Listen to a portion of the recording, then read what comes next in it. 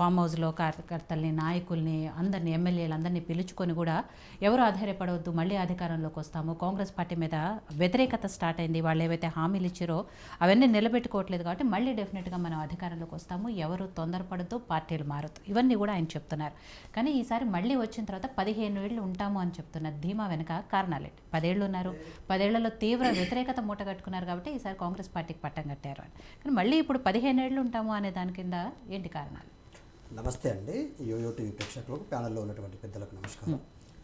ఇవాళ BRS party అధినేత, party అధ్యక్షుడి ముందు, ఆ తర్వాతే ప్రజలు ఇచ్చినటువంటి తీర్పు ప్రకారం ముఖ్యమంత్రిగా ఈ తెలంగాణ రాష్ట్రంలో 60 సంవత్సరాలుగా ఉన్నటువంటి ఒక్కొక్క రంగాల్లో జరిగినటువంటి అన్యాయాలన్నింటినీ అధిగమిస్తూ తెలంగాణ రాష్ట్రం కంటే ఒక నూతన డెవలప్మెంట్ మోడల్ సృష్టించి 10 సంవత్సరాల్లో తెలంగాణను దేశంలోనే చాలా రంగాల్లో ముందు వరుసలో నిలబెట్టినటువంటి గొప్ప పరిపాలనా దక్షుడు కేసీఆర్ గారు.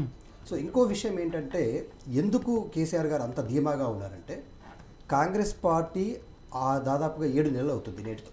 సో ఈ 7 నెలల కాలంలో ఫస్ట్ రైతులకు ఇచ్చినటువంటి 2 లక్షల రుణమాఫీ, నిరుద్యోగులకు ఇచ్చినటువంటి 2 లక్షల ఉద్యోగాల భర్తీ, ఈ 2 అంశాలలో మాకు కేసీఆర్ గారికి గతంలో ఎన్నికలకు ముందు, అంటే స్థానికంగా జరిగినటువంటి పార్లమెంట్ అసెంబ్లీ ఎన్నికల కంటే ముందు ఇదే 2 వర్గాలు మాకు కొంత ఈ 2 లక్షల రుణమాఫీకి రైతులు ఆశపడి కాంగ్రెస్ పార్టీ కొట్టేశారు.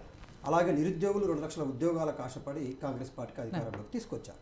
సో ఈ 2 వర్గాలు కేవలం 6 నెలల సమయంలోనే ఈ కాంగ్రెస్ పార్టీని ఇంత వ్యతిరేకిస్తారని చెప్పేసి మేము కూడా ఊహించలేదండి. సో ప్రజా వ్యతిరేకత అనేటువంటిది ఎప్పుడు కూడా పెళ్ళిబిక్కినటువంటి ఆవేశంలో నుంచి వస్తుంది, అది స్పష్టమవుతుంది. ఇవాళ ఇదే నిరుద్యోగులు 6 నెలల క్రితం మా టీఆర్ఎస్ పార్టీని ఓడగొట్టమని చెప్పేసి లైబ్రరీల చుట్టూ తిరిగింది. సో ఇవాళ అదే నిరుద్యోగులు మా కేటీఆర్ గారితో దాదాపుగా 2 గంటలు చర్చించారు. ఈ తెలంగాణ రాష్ట్రం వచ్చిన తర్వాత ఉద్యోగాల భర్తీ ఎంత జరిగింది, ఈ రేవంత్ రెడ్డి గారు ఎన్ని ఉద్యోగాలు భర్తీ చేస్తున్నాడు, క్యాలెండర్ ప్రకటన ఏంటి, ఇవన్నీ అంశాలను స్పష్టంగా బేరుజు వేసుకున్న తర్వాత నిరుద్యోగులందరూ ముఖ్యమంత్రి రేవంత్ రెడ్డి గారి ఇంటి మోకాళ్ళపై నిలబడి మా ఉద్యోగాలు ఎప్పుడు భర్తీ చేస్తారని దీన్ని మా చేశారు. సో ఇవన్నీ విషయాలను చూసిన తర్వాత కేసీఆర్ గారు ఏమంటే, ముఖ్యంగా పార్టీ ఈ రాష్ట్రంలోనే అత్యంత ప్రతిష్టమైనటువంటి పార్టీ అని, 78 లక్షల కార్యకర్తల సభ్యత్వం ఉన్నటువంటి పార్టీ. ఇంకో విషయం ఏంటంటే, నాయకులు, ఎమ్మెల్యేలు వాళ్ళ రాజకీయ అవసరాల కోసం కావచ్చు, లేకపోతే అధికారంలో ఉన్నటువంటి కాంగ్రెస్ పార్టీ యొక్క బెదిరింపులకు, భయభ్రాంతులకు కావచ్చు, వాళ్ళు పార్టీ మారవచ్చు. కానీ సెకండ్ గ్రేడ్ లీడర్స్ ఎవరైతే ఉన్నారో, నిన్నటితో జడ్పీ చైర్మన్ యొక్క కాలం అంతా అయిపోయింది కాబట్టి వాళ్ళందరితో సుదీర్ఘంగా చర్చించిన తర్వాత వాళ్ళు ఇచ్చినటువంటి ఇన్పుట్స్, అంటే స్థానికంగా ఉన్నటువంటి ప్రజల్లో మాట్లాడుకుంటున్న విధానం, ప్రజలు పార్టీని, కేసీఆర్ గారి పాలనను ఏ విధంగా అంటే ఆస్వాదించారో, ఆనందించారో అనే విషయాలన్నీ చర్చించిన తర్వాత రేవంత్ రెడ్డి గారు వచ్చిన తర్వాత 2000 పెన్షన్ అనేటువంటిది 4000 ఇస్తా అన్నారు. పెన్షనర్స్ అందరూ కూడా ఇవాళ కాంగ్రెస్ పార్టీకి దూరం అవుతూ ఉన్నారు. రెండోది, నిరుద్యోగులు దూరం అవుతూ ఉన్నారు, రైతులు దూరం అవుతూ ఉన్నారు. అట్లాగే మహిళలకు 2500 రూపాయలు ఇస్తామన్నారు, అవి అందుతలేవు మహిళలకు. 6 నెలలు 100 రోజుల డెడ్ లైన్ అనేటువంటిది ఇవాళ బీజేపీ పార్టీ టీఆర్ఎస్ పార్టీ పెట్టే డెడ్ లైన్ కాదు, కాంగ్రెస్ పార్టీకి వాళ్ళు స్వయంగా పెట్టుకున్న డెడ్ లైన్. సో వాళ్ళు పెట్టుకున్న డెడ్ లైన్ని వాళ్ళు అందించలేకపోతున్నారంటే వాళ్ళు విఫలమవుతా ఉన్నారు కదా, ప్రజలకు ఇచ్చినటువంటి హామీలు నెరవేర్చడంలో విఫలమవుతా ఉన్నారు.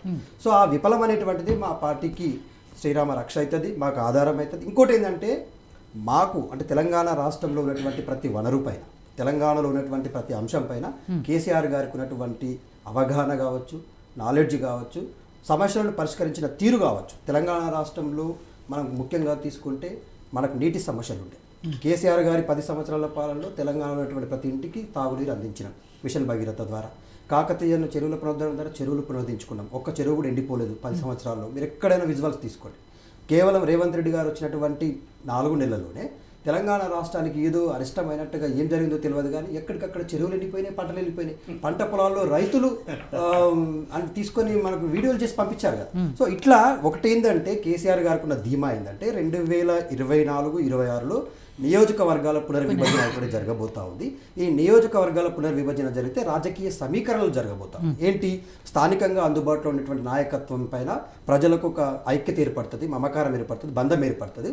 సో మీరు ఇప్పుడు జడ్పీ చైర్మన్స్గా ఉన్న వాళ్ళు కావచ్చు, మిగతా సెకండరీ గ్రేడ్ లీడర్స్ కావచ్చు, ప్రజలకు అందుబాటులో ఉండండి, మీ నియోజకవర్గంలో అందుబాటులో ఉండండి, ఎక్కడైనా మీకు అవకాశాలు రావచ్చు. అప్పటి వరకు మన పార్టీని నిర్మాణం చేసుకుందాం, ప్రతిష్టంగా నిర్మాణం చేసుకుందాం. ఈ 78 లక్షల పార్టీ క్యాడర్ని కాపాడుకుంటూ పార్టీ నిర్మాణం చేసుకుంటే ఖచ్చితంగా తెలంగాణ రాష్ట్రానికి ఇంకా సెకండ్ ఆప్షన్ లేదండి. కేసీఆర్ గారే నెక్స్ట్ తెలంగాణ రాష్ట్రానికి కాబోయే ముఖ్యమంత్రి, అది 100% చెప్తా ఉన్నా. తెలంగాణ ప్రాంతంలో ఆయన చేసినటువంటి అభివృద్ధి కార్యక్రమాలు కావచ్చు, సంక్షేమ పథకాలు కావచ్చు, ఆయనకు 2 కళలాగా తీసుకెళ్లాడు. సో అవన్నీ కూడా ఇప్పటికి ప్రజలు వీటిని నెమరు వేసుకుంటా ఉన్నారు. 6 నెలల్లోనే వాళ్ళు ఏదైతే కాంగ్రెస్ పార్టీ 6 గ్యారెంటీలు 13 హామీలు ఇచ్చిందో అవన్నీ కూడా డొల్లా అని చెప్పేసి తేలిపోయింది. 420 హామీలు నెరవేర్చడంలో వాళ్ళు ఈ 5 సంవత్సరాలే కాదండి, ఇంకా 60 సంవత్సరాల్లో కూడా అవి నెరవేర్చలేదు. It is impossible. సో చాలామంది ఎకానమిస్టులు, సోషల్ యాక్టివిస్టులు చెప్తా ఉన్నారు, కాంగ్రెస్ పార్టీ అందరి ద్రాక్ష పళ్ళని ప్రజల ముందు పెట్టింది. ఆ ద్రాక్ష పళ్ళను చూయిస్తూ మోచేతికు తేనె రాసి ప్రజల్ని నాకే ప్రయత్నం చేయమంటా ఉంది. అది అందదు, అది జరగదు, అది సాధ్యం కాదు. కాబట్టి వాళ్ళ స్వయం కృతాపరాధం వల్లనే ప్రజలు వాళ్ళకి అధికారాన్ని దూరం చేస్తారు. ఖచ్చితంగా మళ్ళీ తెలంగాణ రాష్ట్రంలో కేసీఆర్ గారి అధికారంలోకి వస్తారు. 15 సంవత్సరాల 20 సంవత్సరాలు అనేటువంటిది తర్వాత మా పాలన నిర్ణయిస్తారు. కానీ దత్తాత్రేయ గారు 10 ఏళ్ల అధికారంలో ఉన్నారు. మొన్న అసెంబ్లీ ఎలక్షన్స్ లో 39 సీట్లకు పరిమితం అయ్యారు. తర్వాత 6 నెలలకే జరిగిన మళ్ళీ పార్లమెంట్ ఎలక్షన్స్ లో 0కు వచ్చారు. అట్లాంటిది ఇప్పుడు మళ్ళీ వస్తాము, వాళ్ళ మీద వ్యతిరేకత వచ్చింది, 15 ఏళ్ళు ఉంటాము అనడానికి అర్థం ఉందా అనేది? ఇప్పుడు ఏంటంటే మీరు అన్నట్టుగా తెలంగాణ రాష్ట్రంలో, ఆంధ్రప్రదేశ్ రాష్ట్రంలో ఎన్నికల సరళి చూస్తే ఓటర్ యొక్క మూడ్ ఆఫ్ సెన్స్ అనేటువంటిది మనకు అసెంబ్లీ ఎన్నికలలో కేసీఆర్ గారే ఉండాలనేటువంటిది స్పష్టమైంది. కేవలం 1.8 ఓట్ల తేడాతోనే మేము అధికారాన్ని కోల్పోయాం. పార్లమెంట్ ఎన్నికల కాడికి వచ్చేసరికి చాలామంది ఉత్తర తెలంగాణలో, మా ఆదిలాబాద్లో కావచ్చు, నిజామాబాద్లో కావచ్చు, కరీంనగర్ ప్రాంతాల్లో బీజేపీ పార్టీకి చాలా పోలరైజ్ అయిందండి, ఓటు పోలరైజ్ అయింది. అంటే అసెంబ్లీ ఎన్నికల్లో కూడా బీజేపీ పుంజుకోవడం, కేవలం 4 స్థానాలు ఉన్నటువంటి బీజేపీ 8 స్థానాలకు పోయింది. తర్వాత పార్లమెంట్ ఎన్నికలు వచ్చేసరికి వాళ్ళ 4 స్థానాలు ఉన్నటువంటి బీజేపీ 8 స్థానాలకు పోయింది.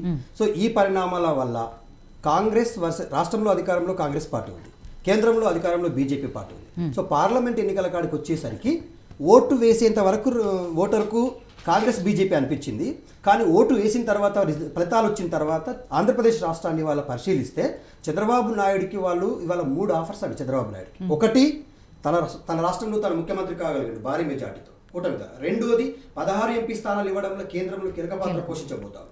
మూడోది, ఇప్పుడు సోదర రాష్ట్రమైనటువంటి ఆంధ్రప్రదేశ్లో తన శిష్యుడు, తన సహచరుడు ముఖ్యమంత్రి కావడం వల్ల ఈ తెలంగాణ ప్రాంతానికి వాళ్ళ ఒరిగేదేం లేదు. తెలంగాణ రాష్ట్రం పిచ్చోడి చేతిలో రాయి కాబోతా ఉంది. చంద్రబాబు నాయుడు తల ఊపే ఒక గంగిరెద్దు చేతిలో తెలంగాణ రాష్ట్రం ఉండబోతా ఉంది. రేవంత్ రెడ్డి అనేటువంటి వ్యక్తి పెద్ద బోల్డ్ నిర్ణయాలు తీసుకొని తెలంగాణ రాష్ట్రాన్ని ఉద్ధరిస్తున్నటువంటిది అనివార్యం, అది జరగదట, అసలు సాధారణం. కాబట్టే మా నాయకుడు ఏమంటా ఉన్నారు, అక్కడ చంద్రబాబు నాయుడు ముఖ్యమంత్రి ఉండడం, అప్పుడు ఆయన ఉన్నప్పుడే కదా ఈ తెలంగాణ ప్రాంతంలో ఉన్నటువంటి 7 మండలాల్లో అక్కడ వెళ్ళిపోయాడు. సో ఇవన్నీ ఉన్నాయి కదా, చాలా విషయాలు ఉన్నాయి. కాబట్టి తెలంగాణ రాష్ట్రంలో ఉన్నటువంటి కేసీఆర్ గారి నాయకత్వంలో, కేటీఆర్ నాయకత్వంలో హైదరాబాద్ మహానగర్కి వచ్చిన 350 ఐటీ కంపెనీలు, 9 లక్షల ఉద్యోగాలు సృష్టించిన, ఇవి పోకుండా ఉంటే చాలు. ఇవాళ అక్కడికి అమరావతికి వరుసగట్టాయి అనుకోండి తెలంగాణ ప్రాంతానికి వచ్చినటువంటి పెట్టుబడులన్నీ. వాట్ అబౌట్ తెలంగాణ ఎకానమీ అండి? సో అది వాళ్ళ మా బాధ. సో ఎలాంటి నాయకుడు అనేటువంటి వాళ్ళు చెప్పాల్సిన అవసరం. శివకుమార్ గారు, ఫస్ట్ ఆఫ్ ఆల్ కంగ్రాట్స్ మీకు. ఈరోజు టీపీసీసీ అధికార ప్రతినిధిగా, అలాగే క్యాంపెయిన్ కమిటీ కోఆర్డినేటర్గా కూడా అపాయింట్ అయ్యారు కాబట్టి కంగ్రాట్స్. అండ్ ఇక కాంగ్రెస్ పార్టీ విషయానికి వస్తే అప్పుడే 6 నెలలతోనే ప్రజల్లో తీవ్ర వ్యతిరేకత వచ్చిందని, ఆ పార్టీ మీద నమ్మకం పోయిందని, అబద్ధాల హామీలతో అధికారంలోకి వచ్చారని బీఆర్ఎస్ పార్టీ చెప్తూ వస్తుంది. కాబట్టి మళ్ళీ తెలంగాణ ప్రజలు బీఆర్ఎస్కే పట్టం కడతారు. ఈసారి 15